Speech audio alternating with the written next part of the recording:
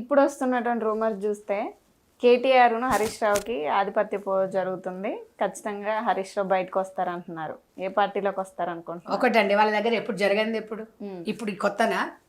తెలంగాణ వచ్చినప్పటి నుంచి working president CM చేస్తాడు, కొడుకును అది చేస్తాడు, ఇది చేస్తాడు అని చెప్పేసి చాలా సందర్భాలలో మాట్లాడినాయి మనం చూసినాం.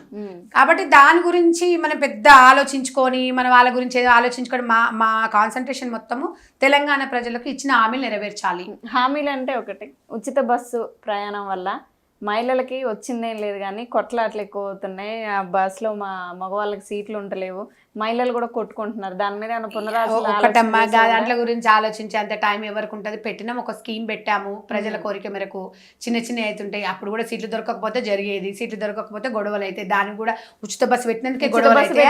అంటే మహిళలు ఏం పనిపాట లేక కూర్చున్నారు ఎవరైనా? ఇవన్నీ